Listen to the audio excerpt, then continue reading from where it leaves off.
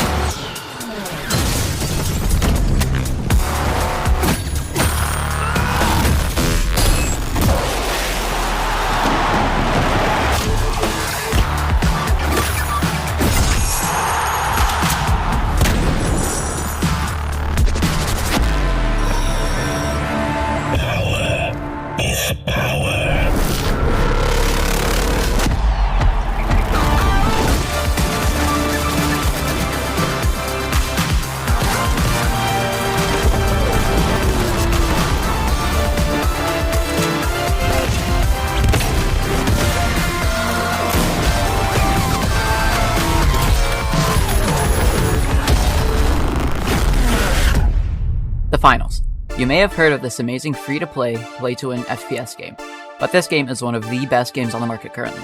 The Finals is an original game created by Embark Studios set in the not-so-distant future where everyone is linked to virtual reality. Players are known as contestants in the world's largest game show, where contestants can earn real-life money, in game context of course. Over the past year and a bit since its release, The Finals has had a peak player count of 25,000. Of course, these are all game statistics and context of the game. But this game is truly a masterpiece and worth playing because of these reasons. The play-to-win aspect of the game, unique game design and concept, infinite number of playstyles, overall community, and finally, hidden storyline. Now, this game is free to play, and since the rise of a certain game releasing 5 years ago, free-to-play games have always had a pay-to-win aspect, and basically no way of getting any items for free efficiently. I believe that The Finals can spark a new genre of free-to-play games where people can earn the currency to get new items efficiently if they just play the game. The Finals has two currencies, VRs and multi-bucks.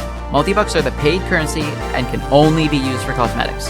VRs are rewarded after each game you play depending on how well you perform. These can be used to purchase different weapons, gadgets, and specializations. More on that later. Having a currency only obtainable by playing the game is great for any game since it encourages the player to keep playing the game. Multi-bucks are a paid currency but can also be attained from the Battle Pass. How original. Embark is quite generous with the amount they give out for free with casual play. And you can buy the Battle Pass within a few seasons of the game. Also how original. The only problem is that once players have everything that VRs can buy, they just sit there until new weapons, gadgets, or specializations are released with new seasons. The game design is one of the most unique and innovative things to come to shooters since Fortnite Battle Royale. The game has multiple leveling systems, and with the somewhat recent Sponsorship Edition, it has even more. Most leveling systems are basic such as global level, battle pass level, and rank, but the Sponsorship Edition is peak. The sponsorship works like this. At the beginning of each season, you can sign with a sponsor for the season and cannot change it until next season. It essentially works as a free battle pass that also functions the same as VRs. The experience to level up the sponsorship is fittingly called fans, as you gain a reputation for being signed with the sponsor. Moving away from progression, each map is completely different in design, and some even being based on real-life locations. Each map shares one thing in common though, destruction. This game mechanic makes for interesting gameplay and also gives players the ability to change the environment to their liking. Don't enjoy this wall blocking your line of sight? Simple! Break it. There are lots of gadgets, a few weapons, and 2 specializations that do deal structure damage. One of those specializations allows you to edit walls. Getting into the classes of the game, you have light, medium, and heavy.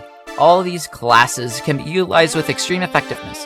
Light is your typical close range, damage per second, stealth, and evasive class. Light does have the only sniper in the game though, and it's not as good as the other weapons.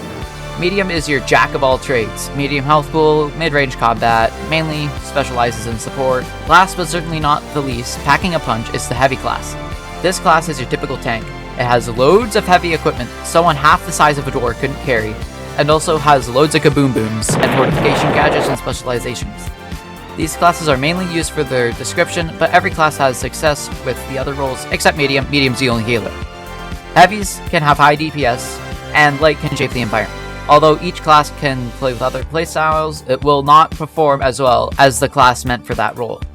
Moving back to game design, Embark has hired many developers that worked on first-person shooters such as Battlefront. not to mention canisters around the map that do things. The game design is unique, not to mention the beautiful commentators of Scotty and June. The community of the finals is relatively large. The community can be a little unhinged at times, but is generally accepting of newcomers. The developers also listen to community feedback if it's a general concern, such as nerfing or buffing items, bug fixes, map optimization, clear communication, and more. Just like all communities, it's bound to have some people who aren't necessarily the nicest, but overall, the community is really great with giving feedback and opinions on game topics. Plus, Embark also hosts Destruction of the Week and other community events for funsies or for holidays. That's all I'm going to touch on the community side of things. Now time for the storyline. Imagine you're an organization wanting to make a show where contestants fight for money. Sounds familiar, right? Wrong! This show was created and is owned by Multico. In Season 1, it was a simple game show able to gain traction with people as it was entertaining to watch. In the second season, CNS, a hacking group, discovered a back door and hacked into the virtual game show. They took over and added several new gadgets and a specialization, those being the anti-gravity grenade, data reshaper, dematerializer, and gateway. During the season, electronic security company VIA helped Multico patch the back door and kick CNS out. The only way to do this was via hard reset of the servers, and we got this video as a community.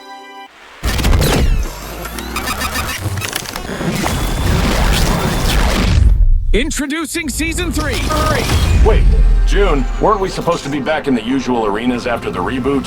Is that a samurai over there? I mean, we expected Kyoto, but this is not the 22nd century version. Maybe it's from the AI. Shall we jump in?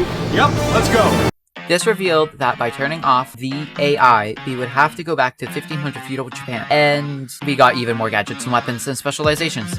After the sponsors took back control of the finals, they decided to give contestants a chance to earn the money in the form of sponsorships. And after Season 4, we don't really know how it went from a futuristic Sky City to Bernal, Mexico. Although most free-to-play games fall into the trap of play-to-win aspects, the finals does have the potential to change the free-to-play genre in a meaningful way. In a market often filled with extreme monetization, the finals focuses on skill and strategy to create a refreshing and even playing field for all players. The destructible and dynamic environments with player interactions can lead to exciting and interactive matches. Even if you never like first-person shooters, the finals is definitely worth a try, as it is a game where every round relies on mostly skill and some luck. Despite the repetitive game loop, this game still manages to hook you and come up with different scenarios whenever you play. When this game continues to evolve, it will become more of an icon in the free-to-play space and prioritize players over profit. It's lights out in the arena just as the spotlight swings to our